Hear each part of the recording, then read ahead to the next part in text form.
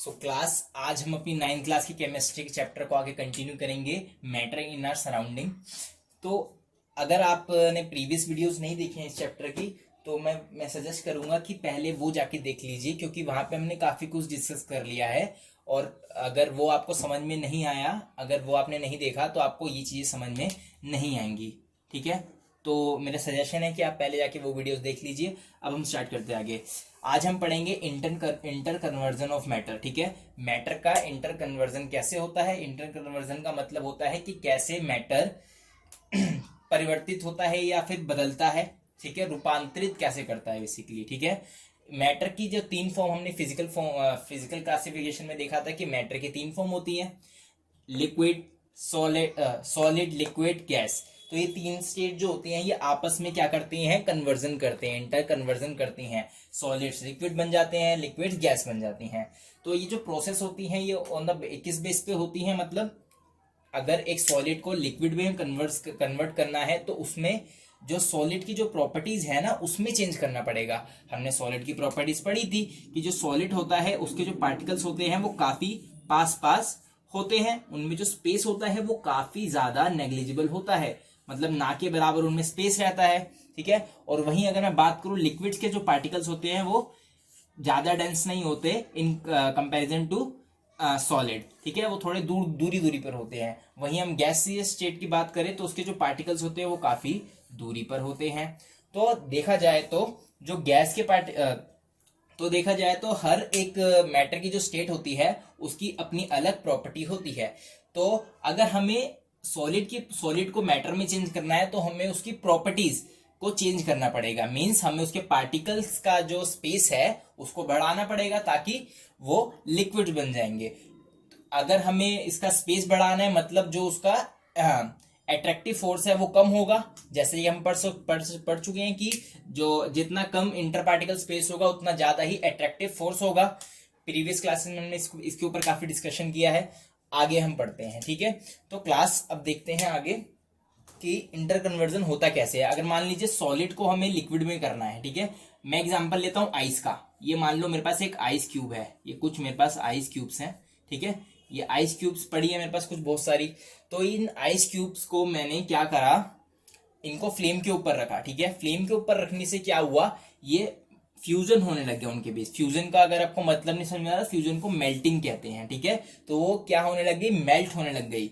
अब इस मेल्टिंग से क्या होता है, जो सॉलिड्स के जो पार्टिकल्स होते हैं वो काफी तेज तेज मूव करने लग जाते हैं। इस मूवमेंट के कारण जो उनके बीच का स्पेस है वो बढ़ने लग जाता है और वो कन्वर्ट होके लिक्विड्स में चेंज हो जाते हैं। ठीक है, उसके बाद अगर इस प्रोसेस को हम क्या कहते हैं, फ्यूजन नहीं समझ आ रहा तो उसको फ्यूजन को बोलते हैं मेल्टिंग। उसके बाद हम लिक्विड्स पे आते हैं। अब लिक्विड्स को गैसियस स्टेट में अगर हमें चेंज करना है तो हमें क्या करना पड़ेगा, इवेपोरेशन करना पड़ेगा। इवेपोरेशन को हम बॉइलिंग भी बोल सकते हैं और इवेपोरेशन का हिंदी में मतलब होता है वाष्पीकरण। तो इवेपोरेशन मतलब कि अगर पानी है, मान लीजिए आइस को हमने पानी बनाया, लिक्विड स्टेट में बनाया। अब जो पानी है, जो वाटर है, उसको हम बॉईल करने के लिए रख देते हैं गैस पर। तो थोड़ी देर बाद देखते हैं कुछ वेपर्स बनते हैं, उसमें हवा में उड़ते हैं। तो जो वेपर बन रहे हैं पानी के, वो क्या कन्वर्जन हो रहा है, लिक्विड से गैसियस स्टेट में कन्वर्जन हो रहा है।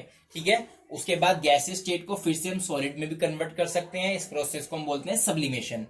आगे अगर हम चाहें तो इसी प्रोसेस को हम रिपीटेड वे में भी देख सकते हैं कि जो सॉलिड है वो कैसे गैसियस स्टेट में बनता है। ठीक है, उस प्रोसेस को भी हम सब्लिमेशन कहते हैं। गैस जो है लिक्विड्स में कैसे बनता है, इस प्रोसेस को हम कंडेंसेशन कहते हैं। कंडेंसेशन क्या हिंदी में मतलब होता है संघनन। ये जो सारी प्रोसेसेस है ना, हम इसको आगे डिटेल में पढ़ेंगे, सो डोंट वरी। उसके बाद लिक्विड जो है उसको वापस हम सॉलिड में चेंज करते हैं, उस प्रोसेस को हम फ्रीजिंग कहते हैं। ठीक है, आई होप आपको समझ में आ रहा हो। The process of inter conversion changes the property of the state of matter. ठीक है, तो जो इंटर कन्वर्जन की प्रोसेस है वो क्या चेंज करती है, प्रॉपर्टी चेंज करती है स्टेट ऑफ मैटर की। जैसे कि मैंने आपको पहले बताया कि जो इंटर पार्टिकल स्पेस है उसको बढ़ा देती है और फिर वो लिक्विड बन जाते हैं। लिक्विड से अगर हम गैसियस स्टेट में जाएंगे तो इंटर पार्टिकल स्पेस और ज्यादा बढ़ जाएगा। जो उसकी जो स्टेट होगी लिक्विड की, उसके पार्टिकल्स की जो स्टेट होगी वो चेंज होने लग जाएगी।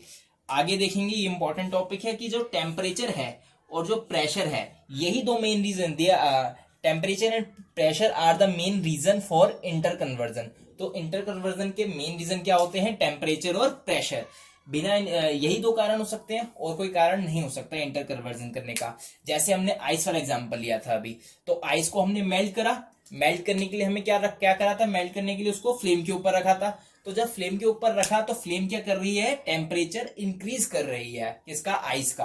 तो टेम्परेचर यहाँ पर इंक्रीज हो रहा है। ऐसे अगर हम लिक्विड से सॉलिड्स में वापस जाएंगे तो क्या हो रहा है, फ्रीज हो रहा है, तो मतलब टेम्परेचर कम कर रहे हैं। तो टेम्परेचर ऊपर नीचे करना, वहीं जैसे हमें सब्लिमेशन करना है तो हमें प्रेशर को कम ज्यादा करना पड़ेगा। तो यही दो मेन रीजन होते हैं, टेम्परेचर एंड प्रेशर, कि एक मैटर दूसरे मैटर में इंटर कन्वर्जन करता है। If a solid is to be converted into liquid, the space between particles have to be increased। ठीक है, तो अगर एक सॉलिड को लिक्विड में कन्वर्ट करना है तो उसमें जो उसका जो इंटर पार्टिकल स्पेस है उसको बढ़ाना पड़ेगा। ठीक है, तभी कन्वर्ट होगा, जो कि बेसिकली प्रॉपर्टीज है किसकी, सॉलिड की। ठीक है, सॉलिड की प्रॉपर्टीज क्या है कि उसके पार्टिकल बहुत ही डेंस रहते हैं, उसको चेंज करना पड़ेगा लिक्विड्स में। आई होप आपको समझ में आ रहा हो। अब हम अगली क्लास में इसको आगे अच्छे से पढ़ेंगे।